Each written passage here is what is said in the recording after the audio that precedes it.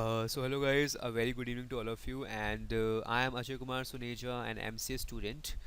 So guys, this is the fifth video of PDO. So continue करते हैं guys.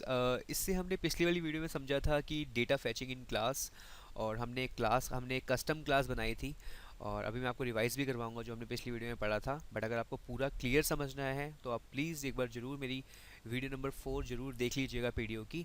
But फिर भी मैं एक बार अभी आज का जो टॉपिक इंट्रोड्यूस करने से पहले थोड़ा सा आपको रिवाइज भी करवा दूंगा। सो गाइज़, आज का जो टॉपिक रहेगा हमारा, सेम कॉन्सेप्ट तो वही रहेगा, बस थोड़ी सी कुछ चीज़ें हैं जो हम यहाँ पे इंट्रोड्यूस करेंगे और समझने की कोशिश करेंगे कि कैसे एक ऑब्जेक्ट किसी कस्टम क्लास के किसी फंक्शन को तो कॉल कर ही सकता है, और साथ ही साथ डेटाबेस के कोई भी कॉलम को एक्सेस कर सकता है। ये हमने पीडीओ के अंदर अपनी जो भी 4 वीडियो हम जो देख चुके हैं उसमें हमने काफ़ी कुछ समझने की कोशिश की। सो आज हम देखते हैं कुछ न्यू कॉन्सेप्ट। देखिए, सबसे पहले गाइज, आज का जो टॉपिक रहेगा use of custom class and video number 5। ठीक है, ये जो आप कोड देख रहे हैं जो ऑलरेडी लिखा हुआ है, ये कोड हम पिछली वीडियो में देख चुके हैं, इसी के आगे मैं कंटिन्यू करूंगा। बट फिर भी मैं उससे पहले थोड़ा समझा दूं हमने करा क्या था पिछली वीडियो में। सिंपल, सबसे पहले हमने एक डेटाबेस कनेक्शन फाइल हमने बना रखी है। ये db.php फाइल है जिसके अंदर हमने पूरा अपना डेटाबेस का नाम और MySQL यूज़ कर रहे हैं।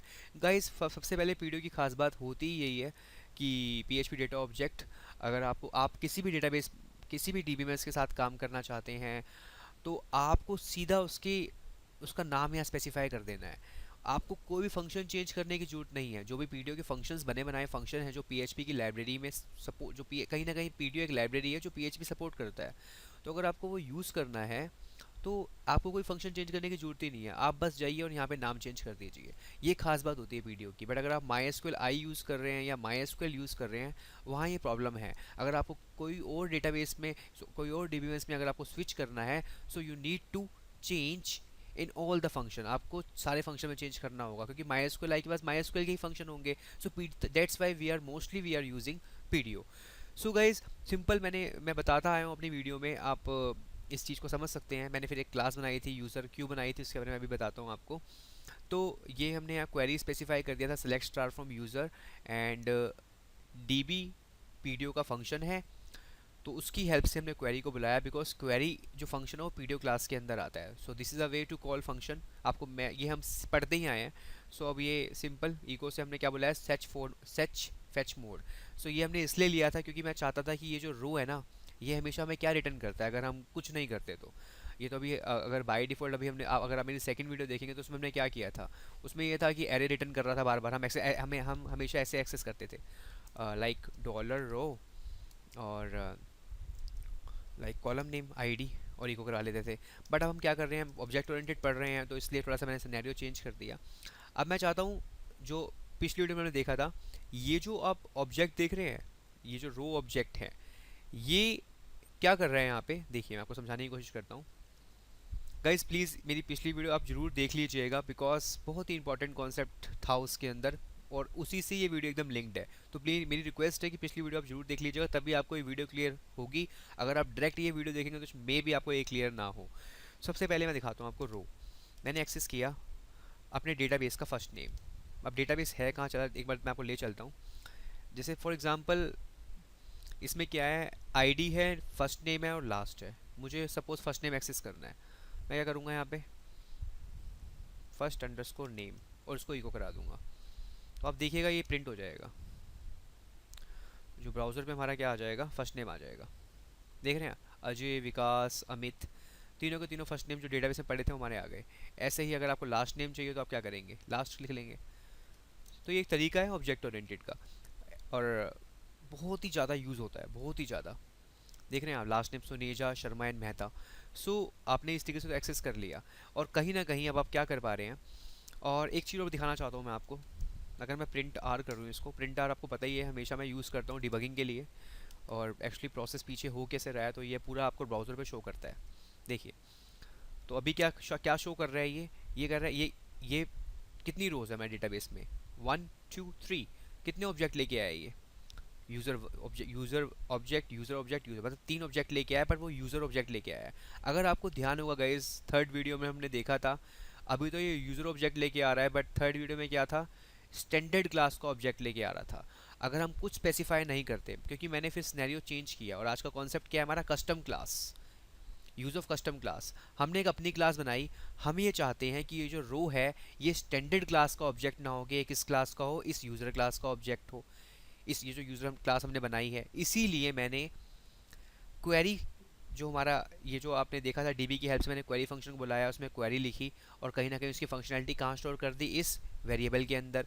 बट अब ये वेरिएबल ना हो के क्या है, ऑब्जेक्ट है। अगर मुझे पीडीओ का कोई भी फंक्शन बुलाना है तो मैं किसकी हेल्प से बुलाऊंगा, इस क्वेरी की हेल्प से बुलाऊंगा। तो मैंने एक फंक्शन बनाया, फंक्शन बुलाया सेट फेच मोड। ये दो आर्गूमेंट लेता है। फर्स्ट आर्गुमेंट में हम स्पेसिफाई करते हैं कांस्टेंट नेम। पीएचपी में पीडीओ क्लास के अंदर बहुत सारे कांस्टेंट होते हैं। आपको अगर कांस्टेंट समझना हो तो आप मेरी थर्ड वीडियो देख सकते हैं, मैंने उसमें थोड़ा कांस्टेंट का मीनिंग भी बताया था। तो उसमें स्पेसिफाई कर दिया फेच क्लास, मींस आप यहाँ स्पेसिफाई कर दीजिए कि आपको किस क्लास का कस्टम ऑब्जेक्ट बनाना है, ना कि स्टैंडर्ड क्लास का। इसलिए मैंने यूज़र क्लास का नाम जो मैंने ऊपर बनाई है, कस्टम क्लास अपनी बनी बनाई क्लास नहीं होती, वो जो यूज़र क्रिएट करता है उसे कस्टम क्लास कहते हैं। और यहाँ मैंने स्पेसिफाई कर दिया उस क्लास का नाम। उसके बाद मैंने सिंपल क्वेरी की हेल्प से फेच, फेच क्या करता है देखिए। फेच फंक्शन का मतलब क्या होता है पहले समझाने की कोशिश करता हूँ मैं। ये हमने थर्ड वीडियो में देखा था पीडीओ की, बट फिर भी मैं आपको बताता हूँ फेच फंक्शन करता क्या है। सेच फंक्शन आपके डेटाबेस में जाके जितनी भी रोज होती है उनको रिट्रीव करके लाता है। बट डिपेंड करता है यहाँ पे आपने क्या यूज़ किया है, क्योंकि फेच टाइप्स होते हैं। अगर आपको फेच टाइप समझना होगा इस तो प्लीज़ आप मेरी थर्ड वीडियो जरूर देख लीजिएगा। फेच टाइप के बारे में पूरा मैंने बताया था। अगर आपको एसोसिएटिव एरे की फॉर्म में लाना है, या आपको न्यूमेरिक फॉर्म में लाना है, या आपको फेच अंडरस्कोर ओबीजे ऑब्जेक्ट की फॉर्म में लाना है, ये डिपेंड करता है आपके ऊपर। ठीक है, तो अभी तो मैंने कुछ स्पेसिफाई नहीं किया, तो ये जो डेटा लेके आएगा ना, बट आपने यहाँ स्पेसिफाई कर दिया फेच अंडरस्कोर क्लास, तो कहीं ना कहीं ऑब्जेक्ट ओरिएंटेड की फॉर्म में लेके आएगा। अगर आप ये लाइन नहीं लिखते, ये वाली अगर मैं कमेंट कर दूँ, तो आप क्या करते फिर अगर ये लाइन नहीं लिखते हम तो सिंपली जो हम करते आए हैं, या तो आप यहाँ लिखते क्या, सिंपल पीडीओ और फेच, देखिए सारे आ रहे हैं नम, अगर आपको न्यूमेरिक फॉर्म में ओबीजे, तो ये क्या लेके आता ऑब्जेक्ट फॉर्म में, तब भी ये वैलिड होता। अगर मैं इसको भी यहाँ लिख लूँगा ना, इसको भी ऐसे कर दूंगा, तब भी ये वैलिड है, ये ओवरराइड कर देगा। देख रहे हैं आप स्टैंड पर, ये देखिए इस बार क्या लेके आ रहा है, स्टैंडर्ड क्लास का ऑब्जेक्ट। बट हमें वो चाहिए ही नहीं, क्योंकि हमें क्या करना है, हमें एक यूज़र क्लास का ऑब्जेक्ट यहाँ पे, मतलब कि ये जो रो है ना, आप ये रो देख रहे हैं, ये स्टैंडर्ड क्लास का ऑब्जेक्ट ना हो गया, किसका ऑब्जेक्ट हो, हमारी बनी बनाई क्लास का। ऐसा मैंने क्यों किया, क्योंकि सपोज इसमें मेरे 5-6 फंक्शन और पड़े हैं, तो मैं चाहता हूँ कि वाइल लूप के अंदर ना रो की हेल्प से वो फंक्शन भी कॉल हो जाए। क्योंकि अगर कस्टम क्लास हमारी खुद की क्लास बनी बनाई हम क्लास बना रहे हैं और उसके अंदर फंक्शंस हमारे बने हुए हैं, तो मैं चाहता हूँ वाइल लूप में वो फंक्शन भी एक्सेस हो जाए। तो इसीलिए मैंने ये चीज़ करके आपको दिखाई है। तो इसे यहाँ से हटाते हैं और सिंपल फैच लिखते हैं। ठीक है, तो अभी मैंने ये लिख दिया था तो ये ओवरराइड हो गया था, क्योंकि सेम फंक्शनैलिटी दोबारा एक्सेस आप कर रहे हो, इसलिए एक बार मैंने लिख दिया फेच क्लास, किस क्लास का, यूजर क्लास का। अब आपको एक बात बताऊं मैं, अब ये जो रो वेरिएबल है ना, ये स्टैंडर्ड क्लास का ऑब्जेक्ट नहीं है। अभी ये किसका ऑब्जेक्ट है, यूजर क्लास का। देखिए यूजर का ऑब्जेक्ट बन गया, यूजर ऑब्जेक्ट, यूजर उसमें इन्फॉर्मेशन क्या है, फर्स्ट नेम लास्ट नेम। क्योंकि आप देखिए क्या है आपके पास, आईडी है, फर्स्ट है और लास्ट है, इसलिए फर्स्ट ले आया, लास्ट ले आया और आईडी लिया। अब ये फुल नेम क्या है, ये मैंने थर्ड वीडियो में बताया था गाइस। मैंने सिंपल क्या किया, कंस्ट्रक्टर बना रखा है यूजर क्लास के अंदर। देखिए खास बात देखिए आप, मैंने बताया आपको कि ये रो क्या है, मेरा ऑब्जेक्ट है किसका, यूजर क्लास का। और मैंने यूजर क्लास के अंदर क्या स्पेसिफाई कर रखा है, कंस्ट्रक्टर। और कंस्ट्रक्टर में क्या दे रखा है मैंने, दिस फुल नेम, क्योंकि मैंने बताया था किसी भी क्लास की प्रॉपर्टी को अगर आपने एक्सेस करना हो, you need to define this keyword. Self referencing के लिए यूज़ होता है फुल नेम। और मैंने दोनों फर्स्ट नेम और लास्ट नेम को कनकेट कर दिया, जोड़ दिया। तो जो आप ये वेरिएबल देंगे, ये नहीं कुछ भी दे देंगे। फुल नेम तो आप कुछ भी दीजिए चलेगा जिसमें स्टोर कराना है, बट ये आपके डेटाबेस से मैच होने चाहिए, तभी लेगा वो। तो जैसे ही फर्स्ट टाइम लूप चलेगा तो रो फर्स्ट रो लेके आएगा, फेच फंक्शन फर्स्ट रो लेके आएगा, किसमें स्टोर कर देगा, रो के अंदर। और रो की हेल्प से क्या हो जाएगा, ऑब्जेक्ट क्रिएट हो गया, मतलब ये कहीं ना कहीं ऑब्जेक्ट क्रिएट होगा, तो कंस्ट्रक्टर कॉल हो जाएगा किसका, यूजर क्लास का, क्योंकि आपने क्लास का नाम यहाँ स्पेसिफाई कर रखा है। देख रहे हैं आप, आई होप काफ़ी क्लियर होगा। मैं बहुत बहुत सिंपली इसको एकदम सिंप्लीफाई करके बता रहा हूँ आपको। तो फिर सेकंड रो, ऐसी सेकंड ऑब्जेक्ट क्रिएट होगा, फिर वो कनकेट कर देगा। सो इसलिए फुल नेम आपको क्या मिल रहा है, अजय सुनेजा, विकास शर्मा और Amit Mehta. I hope guys काफ़ी क्लियर होगा आपको जो मैं समझाना चाह रहा हूँ। ठीक है, सो ये तो था कॉन्सेप्ट हमारा कस्टम क्लास के साथ। और कहीं ना कहीं ये जो आपका ऑब्जेक्ट है, ये तो एक कहीं ऑब्जेक्ट भी है। अभी तो ये ऑब्जेक्ट है, और ऑब्जेक्ट क्या करता है, ऑब्जेक्ट की हेल्प से हम क्या करते हैं, ऑब्जेक्ट है क्या, collection of objects is called as class. क्या ये सही है, नहीं, collection of similar kind of objects, ये हम डेफिनेशन मोस्टली बुक्स में पढ़ते हैं। बट अभी क्या है कि इस ऑब्जेक्ट की हेल्प से आप किसी फंक्शन को भी बुला सकते हो, किसी वेरिएबल को भी बुला सकते हो, किसी क्लास के। बट मैं ये चाहता हूँ कि इस फंक्शन की हेल्प से हम किसी फंक्शन इस ऑब्जेक्ट की हेल्प से हम किसी फंक्शन को बुलाएं, बट वो फंक्शन हमें बदले में क्या रिटर्न करे, एरे। तो फिर ये क्या हो जाएगा कि जो ये ऑब्जेक्ट, ये वेरिएबल जो है, एज अ ऑब्जेक्ट भी हम यूज़ कर सकते हैं, मतलब किसी किसी क्लास के फंक्शन को बुलाने के लिए भी यूज़ कर सकते हैं, साथ ही साथ एज अ एरे भी ये वर्क करेगा। कैसे करेगा ये समझते हैं इसको। सबसे पहले उस चीज़ को समझने के लिए मैं सिंपल एक क्या करता हूँ, एक एरे बना लेता हूँ प्राइवेट रिकॉर्ड्स के नाम से। ठीक है। अब मैंने क्या करा, अब बहुत तरीके होते हैं एरे डिफाइन करने के, अगर आपको ये तरीका पसंद नहीं हो तो आप ऐसे भी कर सकते हैं। ठीक है। तो अलग अलग तरीके हैं, आप कोई भी यूज़ कर सकते हैं। आप अगर ऐसा भी कर सकते हैं और ऐसे भी कर सकते हैं, कोई चेंज नहीं है। तो इसको मैं वैसे ही बना देता हूँ, थोड़ा सा मुझे ऐसा तरीका पसंद है एक्चुअली। सो आप वैसे लिखेंगे तो एरर नहीं आएगा वैसे। सो हम सिंपल यहाँ पे क्या करते हैं, मैंने यहाँ पे लिखा प्राइवेट रिकॉर्ड्स। ठीक है। अब मैं एक फंक्शन बनाता हूँ पब्लिक, बट ध्यान रखिएगा ये नॉर्मल फंक्शन नहीं होगा। ये फंक्शन कौन सा होता है, कुछ हमारे मैजिक मेथड्स होते हैं। और आपको पता है कि मेरी, अगर आपने ऑब्जेक्ट ओरिएंटेड की सीरीज़ देखी होगी गाइस, तो आप जरूर देखिएगा, उसमें मैंने कंस्ट्रक्टर फंक्शन बताया था। तो कंस्ट्रक्टर फंक्शन भी क्या है अपने आप में, एक मैजिक मेथड है। सो ऐसा ही जो फर्स्ट एक और मेथड, मैजिक मेथड मैं इंट्रोड्यूस कर रहा हूँ, जिसका नाम है गेट सेट। आप डबल अंडरस्कोर यूज़ कीजिएगा अगर सिंगल यूज़ करेंगे। एक बार की बात है, मैं एक प्रोजेक्ट में बिजी था, काम कर रहा था, तो उस टाइम मैं भी सीख ही रहा था। अभी भी मैं सीख ही रहा हूँ, क्योंकि ये लैंग्वेज ऐसी चीज़ होती है, चाहे आप सर्वर साइड टेक्नोलॉजी पढ़ लो या आप कोई भी लैंग्वेज पढ़ लो, आपकी एज 30 हो जाए, 40 हो जाए, 50, इट डजेंट मैटर, आप हमेशा सीखते रहेंगे। एक टाइम ऐसा आएगा लाइफ से आप चले जाएंगे, बट चीज़ें कभी फिनिश नहीं होती। जितना आप सीखेंगे, जितना आप लर्न करेंगे, वो आप इम्प्लीमेंट करेंगे, तो चलता रहता है। सो सिंगल अंडरस्कोर मैंने यूज़ कर लिया, और मैं कह रहा हूँ एरर का है, एरर का है, एरर का है, एरर का है। और एरे जो मेरा हमेशा बार बार खाली आ रहा है, खाली आ रहा है। सो डबल अंडरस्कोर यूज़ कीजिएगा। फिर आपको क्या मिलेगा, सेट मेथड, जिसके अंदर क्या चीज़ होती है, बाय डिफ़ॉल्ट ये दो आर्गूमेंट लेता है, एक तो नेम और एक होता है, एक लेता है वैल्यू। सो सिंपली मैंने क्या किया, मैं यहाँ क्या करूँगा, डॉलर दिस, क्योंकि मुझे एरे में क्या डालनी है, वैल्यू डालनी है, सेट करा रहा हूँ। पहले पहले सेटर और गेटर मेथड आपने सुने होंगे। तो अभी मैं, मेरी अपकमिंग जो ट्यूटोरियल्स आने वाले हैं, मैं पूरा उसमें एक पीएचपी तो मैं पूरा बता ही रहा हूँ, my S Q L I PDO. But मैं कुछ सोच रहा था कि ये तो चलो ठीक है कि अगर एक इंसान ने पीएचपी पढ़ रखी है तो उसके लिए कॉन्सेप्ट समझने ईजी हो जाएंगे, या फिर वो यहाँ से स्क्रैच से शुरू कर लेगा। बट मैं कुछ ऐसा करने वाला हूँ कि कुछ लाइक सारी इम्प्लीमेंटेशन अगर स्टार्टिंग से हो जाए तो स्टार्टिंग भी मिल जाए, किसी को जो मिड चाहता है उसको मिड भी मिल जाए।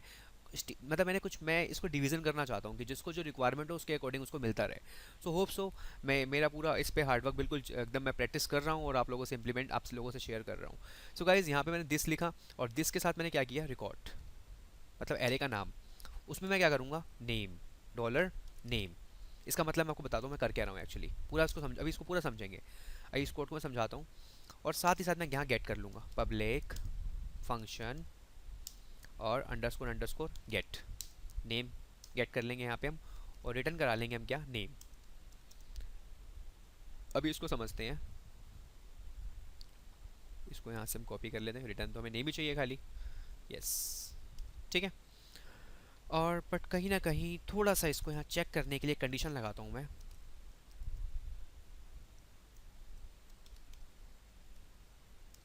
एरे अंडरस्कोर की एग्जिस्ट, तो की का नाम हमारा क्या है, नेम, और एरे का नाम क्या है, रिकॉर्ड।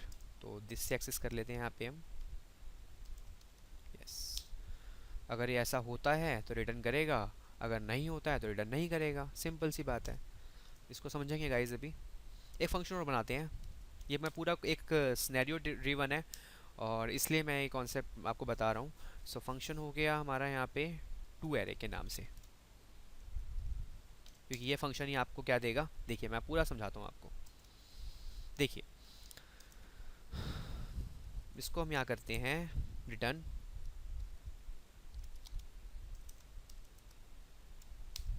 और अपने एरे का नाम, ठीक है। और एक बार हम पहले ब्राउज़र पे आउटपुट देखते हैं क्या आ रहा है। Okay, so object, user object तो आ रहा था, बट कहीं ना कहीं यहाँ तक तो आपको आउटपुट क्लियर था, जो हम पिछला हमने देख लिया। इसने क्या किया, रिकॉर्ड्स एक एरे बनाया, यूज़र क्लास हमारी है, और एरे आपका क्या है, प्राइवेट है। अब उस एरे के अंदर क्या आया, पहले ID 1, अब इसका मतलब क्या है, और अगले वाले में भी ID 2 आया, ID 3 आया। अब गाइस देखिए मैं क्या कहना चाहता हूँ, अगर मैं खाली इस रो से क्या बुलाऊँ, उस फंक्शन को बुलाऊँ, कौन से वाले को, जो हमने यहाँ बनाया है, जो हमें क्या रिटर्न कर रहा है, पूरा के पूरा एरे। देखिए, इसको ऐसे कॉपी करते हैं और इसको यहाँ पे कॉल कराते हैं, तो क्या देगा, खाली की खाली ये क्या देगा, एरे देगा। अब आपके ऊपर है कि आप एरे बुलाना चाहते हैं या किसी ऑब्जेक्ट से फंक्शन बुलाना चाहते हैं।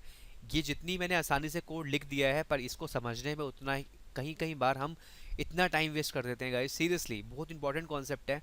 अब देखिए, अभी ये ऑब्जेक्ट था, बट अब ये क्या है, ये ऑब्जेक्ट एक फंक्शन को बुला रहा है जो हमें क्या रिटर्न कर रहा है, एरे। देखिए, ध्यान से देखिए, अब देखिए आउटपुट चेंज हो गया। अब वो यूजर ऑब्जेक्ट कुछ पहले जैसे लिखा आ रहा था, हमें वो आउटपुट चाहिए ही नहीं। मुझे क्या चाहिए, अब स्पेसिफिक फंक्शन में लॉजिक क्या है, वो उसके हिसाब से आपको रिटर्न कर रहा है। अभी एरे के हिसाब से रिटर्न कर रहा है। एरे आ गया जिसमें आईडी 1 है, 2 है, 3 है। कौन सी, ये देखिए 1 2 3। आई होप काफ़ी क्लियर होगा आपको जो मैं समझाने की कोशिश कर रहा हूँ। अभी मैं पूरा कोड दोबारा समझाऊंगा। तो इस केस में क्या होगा, ये देगा। बट अगर मैं ये नहीं चाहता, मुझे खाली फर्स्ट नेम चाहिए, देखिए मैं आप डेटाबेस के जो कॉलम है उसको एक्सेस कर सकता हूँ। तो ये बहुत फ़ायदा होता है। आप एरे बुलाइए, आपको ऑब्जेक्ट से फंक्शन बुलाना है वो बुलाइए, आप डेटाबेस के कॉलम में जो वैल्यू पड़ी है उसको बुलाइए। तो ये कितना आसान हो गया देखिए आप। तो इसी वजह से ये कॉन्सेप्ट मैंने इंट्रोड्यूस किया है इसके अंदर। आप लास्ट नेम एक्सेस करना चाहते हैं, लास्ट नेम बुला लीजिए, ये लीजिए, लास्ट नेम आ जाएगा। देखिए, देख रहे हैं, सुनेजा शर्मा मेहता। तो ये देखिए कितना इजी हो गया। अगर आपको, अब देखिए सिंपल, यहाँ पे मैं अगर फर्स्ट नेम हो गया, लास्ट नेम हो गया और टू एरे, तो क्या दे देगा अब आपको, ये आपको देगा क्या, ये पूरा के पूरा क्या देगा, पहले एरे देगा, एरे एरे एरे। और आपको, अगर आपको नहीं, आप चाहते हो नहीं मुझे सब कुछ चाहिए, तो सिंपल आप रो को प्रिंट कराइए, क्योंकि फाइनली क्या है ये इसमें कुछ वो टर्म्स भी हैं जो इस फंक्शन, जो जैसे ही ऑब्जेक्ट क्रिएट होगा सारी फंक्शनैलिटी इसके अंदर हैं। और कहीं ना कहीं इसमें ये पावर भी आ गई है कि अभी किसी एरे को भी, एरे अगर किसी फंक्शन के अंदर एरे है, अगर वो रिटर्न कर रहा है तो उसको भी ये लेने में सक्षम है। तो गाइज देखिए, देख रहे हैं आप, यूजर ऑब्जेक्ट और ये एरे देखिए अलग ही है, हर एक ऑब्जेक्ट के अंदर एरे अलग बना हुआ है। देख रहे हैं आप। आइए समझते हैं कोड एक बार, सेटर और गेटर मेथड भी समझने की कोशिश करते हैं। गाइस सबसे पहले क्या होता है, देखिए मैजिक फंक्शन वो फंक्शंस होते हैं जो ऑब्जेक्ट, जैसे ही ऑब्जेक्ट क्रिएट होता है वो कॉल हो जाते हैं। तो खास बात ये है, जैसे ही वाइल लूप चलेगा फर्स्ट टाइम, तो क्या होगा, रो फंक्शन कॉल होगा, मतलब सॉरी, ये रो के अंदर क्वेरी फंक्शन, जो क्वेरी हमारा ऑब्जेक्ट है जो कॉल कर रहा है फेच फंक्शन को, और फेच फंक्शन किसके अंदर है, पीडीओ क्लास के अंदर। तो ये डेटाबेस में जाएगा, वहाँ से फर्स्ट रो को रिट्रीव करके लाएगा और इस रो वेरिएबल में स्टोर कर देगा। कहीं ना कहीं ये रो वेरिएबल क्या है, एक ऑब्जेक्ट है। और आपने प्रिंट आर कर दिया और उससे आउटपुट क्या मिल गया हमें, देखिए यूज़र ऑब्जेक्ट, अभी फर्स्ट रो लेके आया है वो, उसमें हमें फर्स्ट नेम मिला, लास्ट नेम मिला और उसका फुल नेम मिला। ठीक है। अब कहने का मतलब ये है कि अब ये सेट है हमारा, तो कहीं ना कहीं जैसे ही ऑब्जेक्ट क्रिएट होगा, ये वाला जो ऑब्जेक्ट हमारा क्रिएट होगा, सेट फंक्शन के अंदर नेम और वैल्यू, मतलब कि इस आईडी की आईडी और उसकी वैल्यू कहाँ स्टोर हो जाएगी, इसके अंदर सेट हो जाएगी, ऑटोमेटिकली सेट हो गई। और हमने क्या किया, एरे के अंदर एरे को बुलाया दिस रिकॉर्ड, उसमें नेम, मतलब जो भी नेम होगा, आईडी मतलब आईडी कॉलम, जो भी आईडी है ना, कॉलम का नाम क्या है आईडी, और उसकी वैल्यू स्टोर हो जाएगी, मतलब आईडी 1। ठीक है। उसके बाद पब्लिक फंक्शन गेट, हमने नेम यहाँ लिखा, मतलब गेट कर रहे हैं हम आईडी। क्या आईडी हम, अब इसका मतलब एरे अंडरस्कोर की अंडरस्कोर एग्जिस्ट क्या करता है, ये जो भी आपकी आईडी है वो देखेगा क्या उस रिकॉर्ड में है, मतलब कॉलम कॉलम से मैच करेगा, क्या वो है, क्या आईडी आईडी है, होगी तो वो क्या कर देगा, आपको रिटर्न कर देगा।